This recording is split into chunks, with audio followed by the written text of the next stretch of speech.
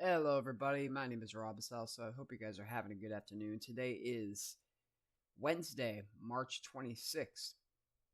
As we see here on our screen, we're going to be talking about, again, some of the patterns we're seeing in the United States. The first thing we're going to talk about really is the heat that we're going to see for parts of the central and eastern half that we kind of been talking about the last couple of days, with a cool down for the western United States and the severe weather for this week coming up. So let's start off with the infrared satellite we have here. As you can see, some lingering showers moving off to the southeast from this area that we see over here. And then we also have some storm activity moving in that we have left over from this residual front area. We've had some severe weather last night for parts of Oklahoma and Texas. So that's kind of what we're seeing right there. And then we have this next kind of area we're watching that coming up through the Texas and the Rio Grande, which we have a marginal risk for. We'll talk about there a little later. So that's kind of what we're watching right now. Just a very quieter step in the central United States, but for parts of Texas, Oklahoma, some lingering showers and some activity, higher pressure here in the southeast that we've been seeing for a while now.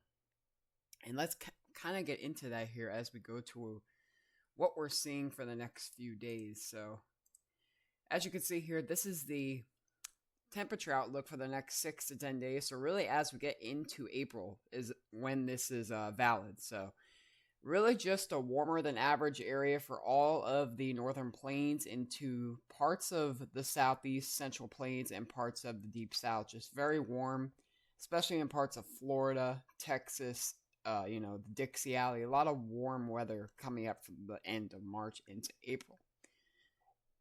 On the other hand, we have cooler than average temperatures in parts of the west and parts of the northwest, and then also in parts of Michigan and parts of New England. So we kind of seen this cooler than average pattern in those areas.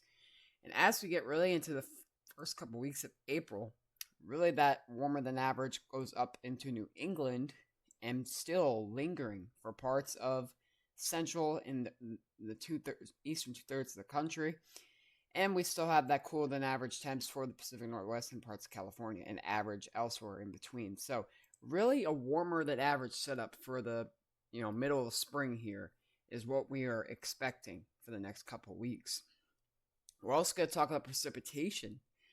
This is for the next 10 days. We have more precipitation for the west, which is probably associated with today's severe weather and some more steps coming up for those areas. And we have drier conditions for parts of Texas, which is interesting because we do have a slight risk for tomorrow and a marginal risk for today. So we'll have to see what happens. Then we have above average for most of the rest of the country here, parts in New England, Mid-Atlantic. So kind of a rainier pattern to end March.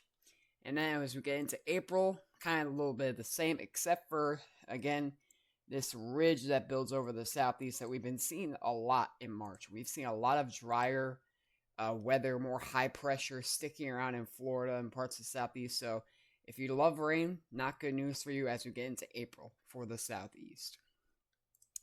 As we look at what we have today hazard-wise, we do have some high wind watches and warnings for parts of the Sierra Nevada and parts of California. Some really windy conditions for those areas.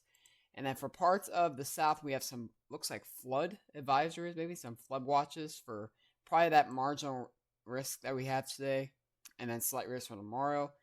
And really some fog advisories.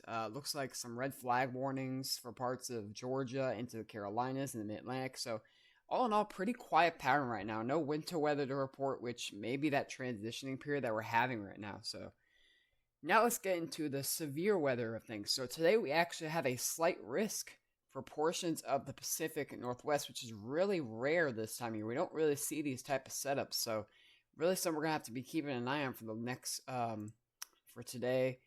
Mostly going to be a hail event, as we can see here.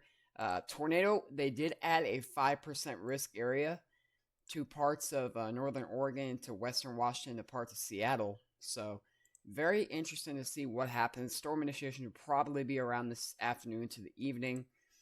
This is for the wind. We also have that marginal area for parts of Texas, Rio Grande, and we have a broader area for parts of Pacific Northwest.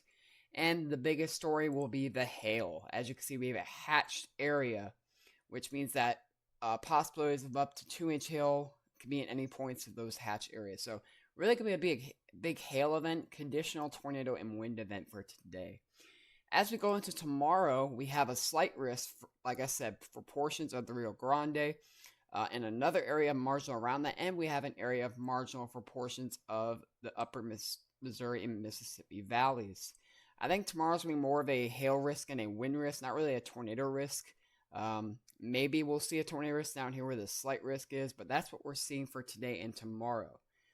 As we get into this weekend, which is the next big severe weather that everybody's been talking about, we could see here we have for the day, I believe this is day 5, maybe day 6.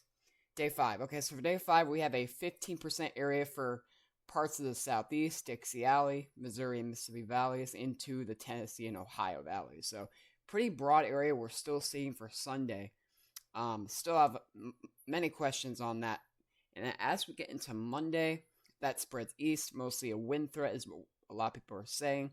Parts of Florida Panhandle, southeast, and parts of the Mid-Atlantic. So pretty active pattern to start off April. I hope you guys are having a great day. Thank you for watching this update. We'll have more updates through the rest of the week and into the weekend as we have this severe weather. Thank you for watching again. Hope you guys have a great rest of the day. I'm Rob, and we'll see you next time for EWV. To remember to experience the extreme. Have a great rest of your day.